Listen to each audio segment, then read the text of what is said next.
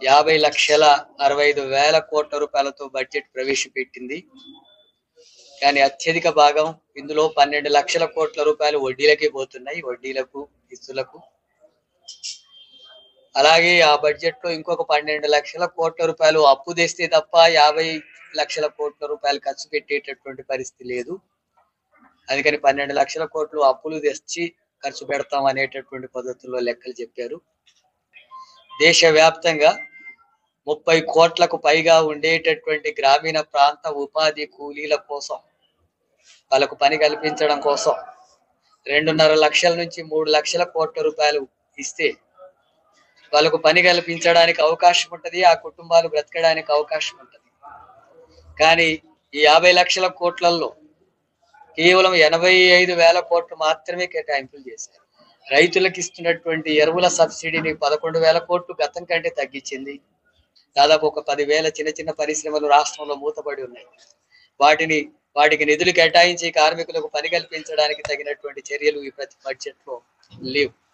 అందుకని ఈ బడ్జెట్ అంతా కూడా రాష్ట్ర ప్రజలకి అలాగే శ్రామిక ప్రజలకు వ్యతిరేకంగా ఉంది. ఈ బడ్జెట్ లో దేశంలో ఉండేటటువంటి సంపద అంతా కూడా కొద్దిమంది చేతులకే పోగయ్యేటట్టుగా ఈ సంపదను అంతా కూడా అసమానమైన అభివృద్ధిలోకి తీసుకొస్తుంది. 1% ఉండేటటువంటి కార్పొరేట్ సంస్థల చేతుల్లో దేశ సంపద 40% ఉంది. అంటే 40% సంపద 1% ఉండేటటువంటి ధనిక వర్గాలు కార్పొరేట్ సంస్థల చేతుల్లో ఉన్నాయి. అలాగే రాష్ట్రంలో 8 మంది బీజేపీకి సంబంధించినటువంటి ఎంపీలు ప్రజాప్రతినిధులుగా ఉన్నారు. అదే మొన్న జరిగినటువంటి పార్లమెంట్ ఎన్నికల్లో వాళ్ళకు ఓట్లు కూడా పెరిగినాయి. మరి 8 మంది పార్లమెంట్ సభ్యులు ఉండి రాష్ట్రానికి నిధులు రాకుండా, కార్మికులకు, అణగారిన ప్రజలకు నిధులు రాకుండా ఉంటే 8 మంది పార్లమెంట్ సభ్యులు ఎందుకు ఏం మాట్లాడడం లేదు? ఆ బడ్జెట్ గురించి ఎందుకు ప్రస్తావించడం లేదు? రాష్ట్రానికి జరిగినటువంటి అన్యాయానికి వ్యతిరేకంగా కిషన్ రెడ్డి గాని, బండి సంజయ్ గాని మంత్రులుగా ఉన్నారు, ఎందుకు మాట్లాడడం లేదు? అందుకని ఈ సందర్భంగా నేను డిమాండ్ చేస్తున్నారు, కిషన్ రెడ్డిని, బండి సంజయ్ని వెంటనే రాజీనామా చేయాలని చెప్పి డిమాండ్ చేస్తున్నారు. అలాగే మొత్తం 8 మంది మిగతా పార్లమెంటు సభ్యులు కూడా ఈ రాష్ట్ర ప్రయోజనాల కోసం అక్కడ పోరాడి సాధించండి, లేకపోతే మీ పదవులకి రాజీనామా చేయండి, లేకపోతే తెలంగాణ రాష్ట్రంలో ప్రజలు వెంటబడి తరిమి కొట్టేటటువంటి పరిస్థితులు వస్తాయి మీకు అని చెప్పి హెచ్చరిస్తున్నారు. అలాగే మన రాష్ట్ర ముఖ్యమంత్రి అనేక వాగ్దానాలు చెప్తా ఉన్నాడు. ఎన్నికలప్పుడు చాలా వాగ్దానాలు చేశాడు. కానీ ఇప్పుడు అధికారంలోకి వచ్చిన తర్వాత చూస్తే రాష్ట్ర ప్రయోజనాలు, రాష్ట్రంలో చెప్పినటువంటి హామీలు అమలు జరిగేటటువంటి దానికి తగినటువంటి చర్యలు లేవు. రైతుల రుణమాఫీకి సంబంధించి ఇప్పటికీ 10,000 కోట్ల రూపాయలు ఇంకా వేయలేదు. రైతు భరోసాకు సంబంధించినటువంటిది అరకొరక నిధులు కేటాయింపులు జరుగుతున్నాయి. ఇప్పుడు 2 ఎకరాల వరకు ఇస్తున్నట్టుగా ఈ రోజు పత్రికల్లో ఉంది.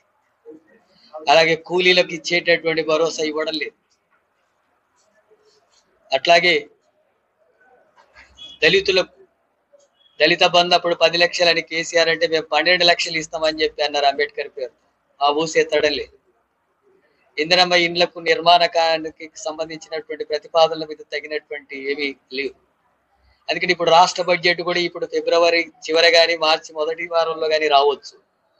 ఈ బడ్జెట్ లో మీరు చెప్పినటువంటి 6 గ్యారెంటీలతో పాటు చెప్పినటువంటి వాగ్దానాల అమలుకు తగినటువంటి పద్ధతిలో ముఖ్యంగా పేద ప్రజలకు ఉపయోగపడేటటువంటి వాటికి అనుగుణంగా ఈ బడ్జెట్లు కేటాయింపులు అనేటటువంటిది జరగాలని చెప్పి రాష్ట్ర ప్రభుత్వాన్ని డిమాండ్ చేస్తున్నాం. అలాగే విద్యా వైద్యానికి తగినటువంటి నిధులు కేటాయించాలని చెప్పి కూడా ముఖ్యమంత్రిని డిమాండ్ చేస్తున్నాం. ఈ రూపంలో ఉండకపోతే ఇప్పుడు కేంద్ర బడ్జెట్ కు వ్యతిరేకంగా దేశవ్యాప్తంగా ప్రజలు ఎట్లా నిరసనలు వ్యక్తం చేస్తున్నారో అదే పద్ధతిలో రాష్ట్ర ప్రభుత్వానికి వ్యతిరేకంగా కూడా సిపిఎం పార్టీ ప్రజలకు వెళ్ళి పోరాటాన్ని కొనసాగిస్తుంది. ప్రజా వ్యతిరేకమైనటువంటి బడ్జెట్ ఉంటే తప్పకుండా రాష్ట్ర ప్రభుత్వ బడ్జెట్ కు వ్యతిరేకంగా కూడా మేము ప్రజల్ని చైతన్యవంతం చేసి పోరాటానికి సన్నద్ధమవుతాం. అందుకని రాష్ట్ర ముఖ్యమంత్రి కూడా ఆ రకంగా బడ్జెట్ కు సంబంధించినటువంటి తగిన చర్యలు తీసుకోవాలని చెప్పి డిమాండ్ చేస్తున్నాం. ఇక్కడ రాష్ట్రంలో కులగణన జరిగింది. ఈ కులగణన జరిగినటువంటి వాటి మీద, రాష్ట్ర ప్రభుత్వం చేసినటువంటి కులగణన మీద అనేక రకాల భిన్నాభిప్రాయాలు ఉన్నాయి. కాంగ్రెస్ తీసుకొచ్చినటువంటి లెక్కలు ప్రకటించినప్పటికీ వాటిలో ఒక 22 లక్షల జనాభా బీసీల జనాభా తగ్గించి చూపించారు. అలాగే ఆధిపత్య కులాలకు సంబంధించినటువంటి జనాభా గతం కంటే పెరిగినట్టుగా చూపించారు. దీనివల్ల రిజర్వేషన్ల సమస్య తగ్గుతుంది, ఇతర సౌకర్యాల విషయంలో కూడా తగ్గుతుంది అని చెప్పి ఆందోళనలు వ్యక్తమవుతున్నాయి. ఈ 42% బీసీలకు స్థానిక సంస్థల్లో రిజర్వేషన్ల అమలుకు చర్యలు తీసుకుంటాం అని చెప్పారు. ఇప్పుడేమో ఆ 42% రిజర్వేషన్లకు అమలు చేస్తాం, కానీ పార్లమెంటుకు పంపిస్తాం. ఒకవేళ పార్లమెంట్ కుదరకపోతే ఇక్కడ కాంగ్రెస్ పార్టీగా మేము 42% రిజర్వేషన్లు ఇస్తాం స్థానిక సంస్థల్లో, మీరు కూడా ఇవ్వండి అని చెప్పి మిగతా పార్టీలకు కూడా చెప్తున్నాం. ఇక సిపిఎం పార్టీగా డిమాండ్ చేస్తున్నది ఏంటంటే ముందు 42% రిజర్వేషన్లు అమలు చేయడానికి శాసనసభలో బిల్లు పెట్టాలని చెప్పి ముఖ్యమంత్రి రేవంత్ రెడ్డిని సిపిఎం డిమాండ్ చేస్తుంది.